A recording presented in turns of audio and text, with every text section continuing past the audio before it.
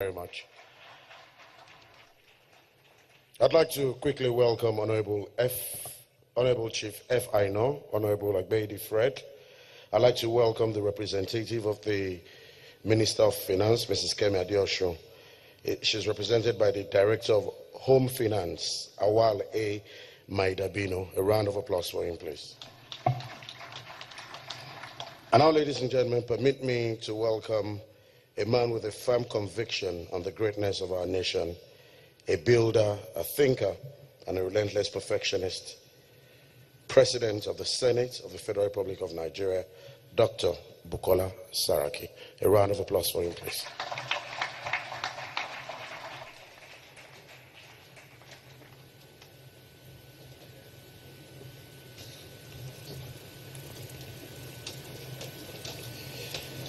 Thank you very much.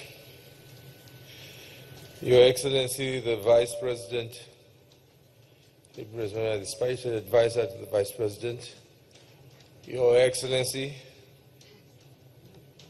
Speaker of the House of Representatives, Right Honorable Yakubu Dogara, the co-chairman of this occasion, Mr. AIG-Imoukhuede, distinguished colleagues, in particular Chairman of the Senate Committee, Capital Markets, and Isiaka Adeleke, the Leader of the House, the Chairman of the House Committee on Capital Market, Honorable Yusuf Ayo Tajuddin, other members of the House of Representatives, representative of the Honorable Minister, DG SEC, CEO of Nigeria Stock Exchange, Head of government agencies here present, captains of industry, invited guests, gentlemen of the press, ladies and gentlemen. It gives me great pleasure this morning to be here as part of this two-day program, Stakeholders Forum on Realizing the Full Potentials of the Nigerian Economy through Proactive Capital Market Legislation. I want to begin by thanking my distinguished colleagues, honourable members, for their foresight in organizing this important two-day forum at this particular time in our country's economy.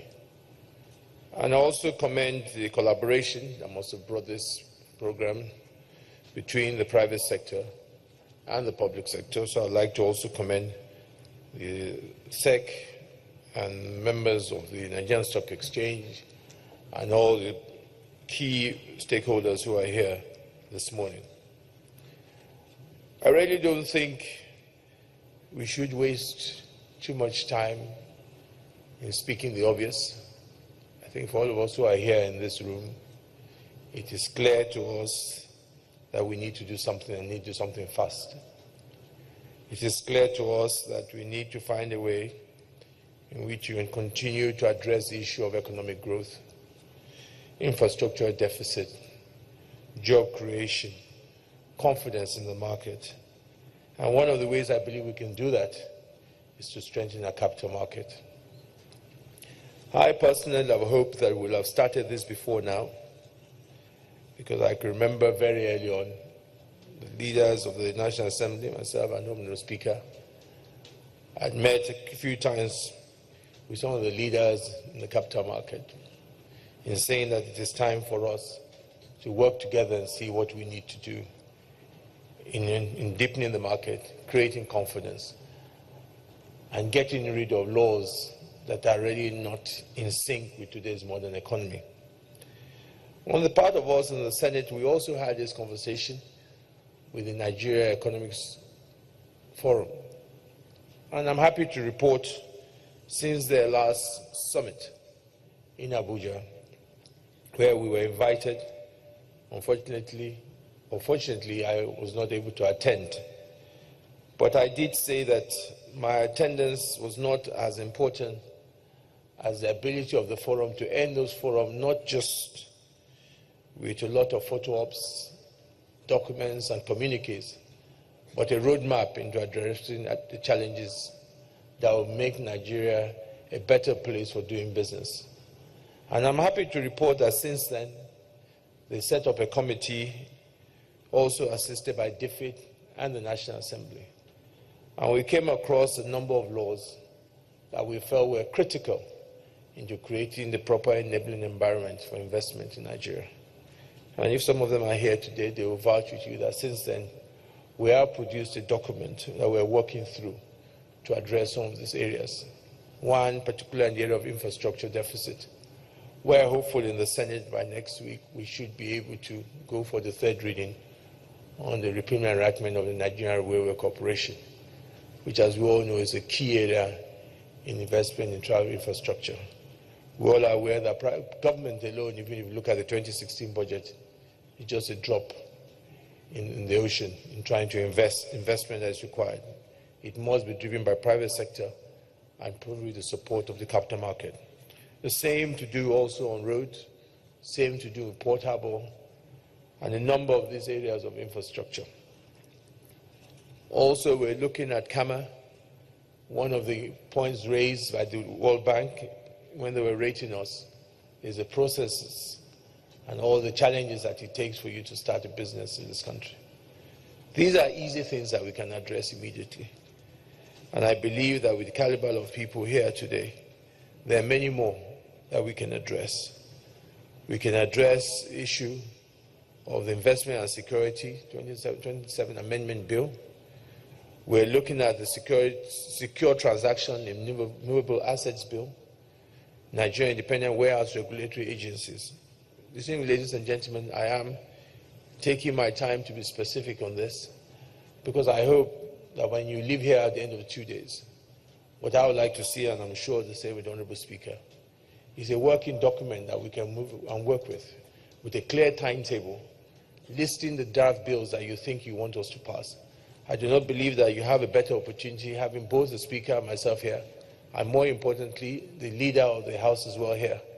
Half of your work has already been done because we're all going to leave here with a commitment in ensuring that these bills do not come at the end of 2019, but you want these bills in 2016. Am I speaking on your behalf? I think I am. So now on behalf is at the end of this 2-day seminar, there are many rooms here to work in, there are many lawyers here, there are many good people who are drafting bills, to sit down and look at what is these bills that make the difference. What I can assure you is that this 8th National Assembly understands the issues that Nigeria is going through. And that is why you see us here on a Monday addressing this. And I can promise you, you give us those bills, we'll work with it, turn them around, and pass them into law as soon as possible, and we can begin to turn this country out. To me, it is less time for talk. We've been talking for decades. As we say, there's nothing complicated here. The exclusive power lies in the National Assembly. The work lies with you, the stakeholders. We are here together in the same room. Let's get down to work and let us get this done. Thank you very much.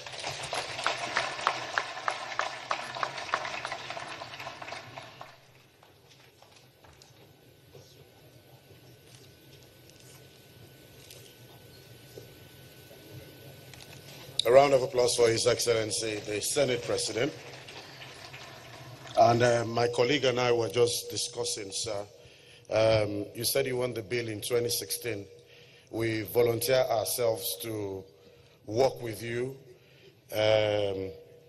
She will work free of charge. You will work free of charge. I'll get paid. All right, we have a few more recognitions to make. Distinguished guests, ladies and gentlemen, Senator M.A.O. Ohabunwa. Let's please welcome him heartily here, as well as Senator George Akume. He's here this morning. I saw him outside a while ago. Please put your hands together for him as well. I knew it. TVC is leaving the MCs now. Who else wants to leave? I was feeling like the president earlier with all these microphones. But ladies and gentlemen, like I said when we started, what we're doing here today is germane to the progress of our nation. I'd like to thank all those who have come out this morning to put this on track. Once again, so that we do not sleep, let's give ourselves a resounding round of applause. If the man beside you is not clapping, know that he's asleep. Just help him, nudge him, nudge him.